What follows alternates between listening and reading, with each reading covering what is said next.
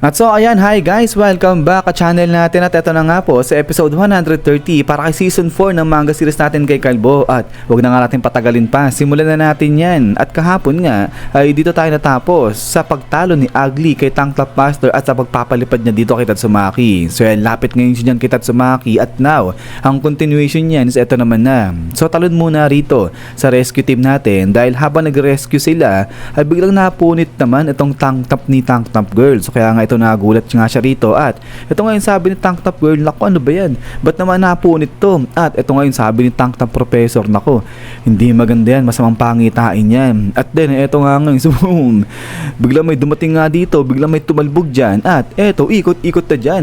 Itong si Botaso, ito si Moomin Rider, nagulat siya dyan at ito dali-dali bigla na nga ngayon niluwa ni Bota itong mga tao, itong sila Okama at saka nga yung private squad ni Narinki. At ito ngayon sigaw-sigaw si Bota, sabi niya nga na mga sugatan itong mga to kailangan nila ng agad-agad na medic, pero ito talagang sigaw na sigaw sa sakit itong lalaking pinutulan ng kamay ni Ugly. So kaya ito takbo si Buta papunta sa kanya, pero pagpunta nga ni Buta is bigla siyang sinipa ng lalaki na to. Sabi niya nga dyan, ikaw bakit di mo kaagad ako niligtas? Sabi niya ganyan. So grabe ang sama nito, pero ito nga sabi nga rito ni Buta, pero ito tignan mo naman, sabi niya kinuha ko naman yung braso mo, sabi niya ganyan. At sabi niya nga rito kaya nilang i-reattach yan sa'yo, sabi niya ganyan. At ito nga ngayon ay nilapag na nga ni Buta itong braso niya rito at sabi ng lalaki dito parang mamamatay na nga siya. At ito ngayon takbuhan na itong sila Moomin Rider dito kay Buta. Sabi nga nila dyan na ano nangyari sa laban, kamusta na? At so ito sagot si Buta, sabi niya nga dyan sa tingin niya natalo na nila yung boss ng mga halimaw. At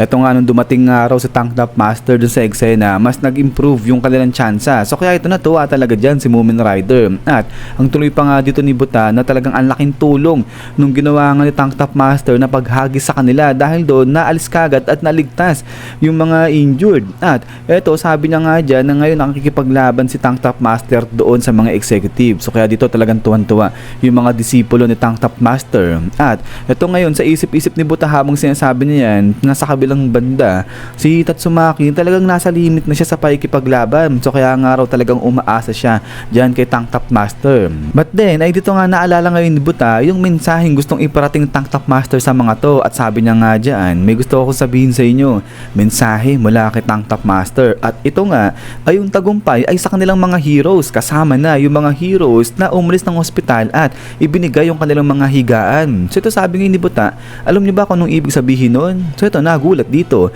ito sila Moomin Rider, sabay biglang salita na nga ito si Moomin Rider, sabi niya nga dyan, nasa tingin niya alam ni Tank Top Master na aalis din ng ospital itong kanyang mga disipulo para tumulong. So kaya nga ito nag-init yung mga disipulo dito ni Tank Top Master. At ito nga ngayon boom, sigawan ngayon sila dito lahat. Grabe talagang nag-init itong mga Tank Top na to. At sabi nga nila na ililigtas nila lahat ng mga injured dyan at ibibigay yung mga higaang iniwan nila doon sa ospital. Pero ito nga talikod na dyan itong si Buta, sabi niya nga dyan, okay sige kung ganun babalik na raw siya doon sa pakikipaglaban. At ito ngayon sabi ni Moomin Rider na mag-ingat itong si Buta. At ito ngayon sa isip-isip ni Buta, gagawin niya na ba yung bagay na yun? Pero sige wag daw muna kasi nga mukhang hindi pa naman ito yung sinasabi sa hula. So ito may sikreto itong si Buta, ano kaya yung sinasabi ni Buta na gagawin niya nga dyan. But then ay ito nga ngayon ay takbo na nga dyan ulit itong si Buta, umalis na nga siya. At after nga nito is balik na rito ulit sa side na nito nila Ugly. At eto nga naglalaway na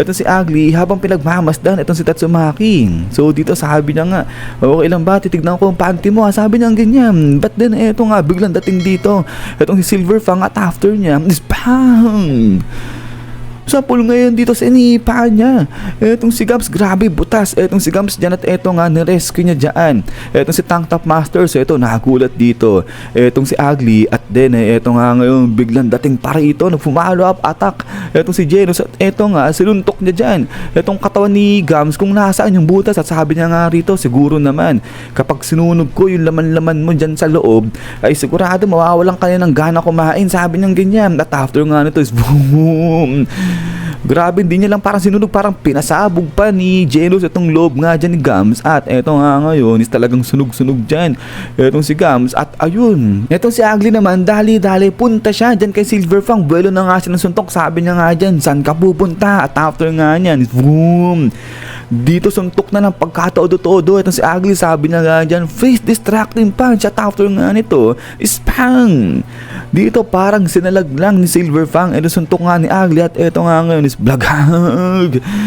Binalik niya yung suntok ni Ugly dyan sa kanya. So eto nga, sa pool ngayon dyan yung mukha ni Ugly, yupi yung mukha niya. At eto nga ngayon is bagsak ngayon rito etong si Ugly. At lapag na ng maayos dito itong si Silverfang. So ito ay tingin-tingin si Silverfang kay Tank Top Master. Sabi niya nga dyan, naku, napakalala ng kondisyon niya. At eto ngayon, pinakinggan na ni Silverfang yung tibok ng puso ni Tank Top Master. At eto nga, nag-alala si Silverfang. Sabi niya nga dyan, naku, hindi to maganda, tumigil na yung pagtipok ng puso niya. So kaya ito, dali-dali takbo si Genos. Sabi niya nga dyan, baka may magawa siyang paraan. Pero eto nga, nung inangat ni Silverfang etong tank top ni Tank Top Master, ay bigla na lang parang bumitaw dyan etong tank top ni Tank Top Master. At ayun, parang pumitik yung kanyang tank top. So kaya nga sabi nito ni Silverfang, napakatibay naman, napaka-durable naman ng tank top na nga na to. At then suddenly, is bigla na lang nangisay rito etong buong katawan ni Tank Top Master. So etong nginig na nginig yung kanyang katawan. So kaya nagulat dito etong sila Silverfang. But then maya-maya pa, eto nga, kumalma na etong katawan ni Tank Top Master. At eto nga ngayon ay pinakinggan ulit ni Silverfang yung kanyang tibok ng puso. At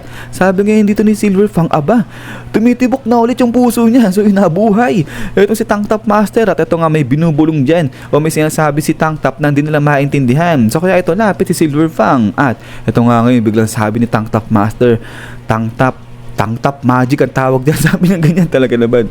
Kala mo hindi malala yung kondisyon nito ni Tank Top Master. At ito nga, sabi dito nila Genos, naku, nababalo siya, nagdideliri na siya. Sabi niya ganyan. Pero ito sabi nga, hindi nagdideliri dyan. Itong si Tank Top Master, okay naman siya. Pero ito nga, sabi ni Silverfang na magtiis lang muna itong si Tank Top Master. Aalis din sila dyan agad-agad. Sabi niya ganyan. But then suddenly, is biglang ang nabuhay rin dito itong si Ugly. Bumangon nga siya dyan. Sabi niya nga rito, hindi ko kayo hayaang umalis. Sabi niya ganyan. At ito nga, tingin-tingin si Silverfang kay Ugly. Sabi niya nga dyan, ako, oo nga, talagang na-distract nga yung mukha mo. Sabi niya ganyan. At ito nga ngayon, sabi ng banda, bigla namang sumulpot din dito, bigla etong si Gams. At ayun, kinagat niya ngayon yung braso rito ni Genos. At then, ito nga ngayon, biglang sabi rito ni Ugly habang galit na galit siya, na talagang gugulpihin niya at dudurugin na yung si Silverfang. Talagang papaduguin niya nga raw yan ng husto. Pero ito nga, biglang sagot si Silverfang. Sabi niya nga rito na hindi niya raw ni-recommend yan kay Ugly. Wag na nga raw niya ituloy yan dahil di raw uubra yung teknik ni Ugly laban sa teknik nga ni Silverfang, dahil ibabalik lang daw ng teknik ni Silverfang yung lakas nito ni Ugly sa kanya mismo. Pero eto nga, is biglang buwelo na nga dyan etong si Ugly. Grabe, napakasama ng itsura niya. Sabi niya nga dyan, sige, salamat dyan sa mga pinagsasabi mo. Pero sa tingin daw ba ni Silverfang ay kaya nang ilagan etong suntok ni Ugly. At then after nga niya, is biglang suntok na nga rito etong si Ugly, parang ang laki ng kamao niya. At then after nito, is bang! Dito ang lupit ni Silverfang, dineflect niya etong suntok ni Ugly. At ayun, sa pool ngayon dito etong si Gams. At eto nga ngayon, nahaluwa na dyan etong si Genos. At eto nga ngayon, biglang sabi ni Ugly, oops, sabi siyang ganyan. At then after nga nito, is mahala, sige dito, pinagbabanatan na nga siya dito ni Silverfang. At eto nga, sabi ni Silverfang, get lost, sabi niyang ganyan. So ito, suka ng dugo dyan etong si Ugly. At after nga nito, dito sa kabilang banda ay talagang sirit na nga yung dugo dito ni Gams, parang sasabog na rin etong halimaw na to. But then suddenly, ito nga, biglang kakainin niya na rito etong si Ugly. So ito, nagulat ngayon dyan si Ugly. At then ito nga ngayon, talagang minatahan na ng tuluyan ni Gams etong si Ugly dyan. So ito, takbuhan na rin, dali-dali etong sila Silverfang. Sabi niya nga dyan, naku, hindi na makakapaghintay ng rescue etong si Tank Top Master dahil talagang broken na yung kanyang buong katawan. At ito nga tuloy ni Silverfang na ayaw niya man pagtrabahuhin ng gusto yung si Fubuki, pero mukhang kailangan niya ulit mag-rely sa healing ability ni Fubuki. So dito, habang tumatakbo sila sa loob-loob nito ni Genos, kung mas malakas lang daw talaga siya, hindi na nila kailangan pa makipaglaban ng gantong kagrabe sa mga executives na nga na yan. Pero eto nga, sa kabilang banda ay nalunok na ni Gams etong si Ugly. At eto nga, dinadigest niya na yan. Pero biglang suddenly ay eto nga, kumakawala rito etong si Ugly. Grabe, pinapunit niya etong si Gams nga rito. At pagkatapos nga nito, Grabe, buhay pa rin itong si Ugly at eto nga, talagang pinunit niya na dyan ng tuluyan.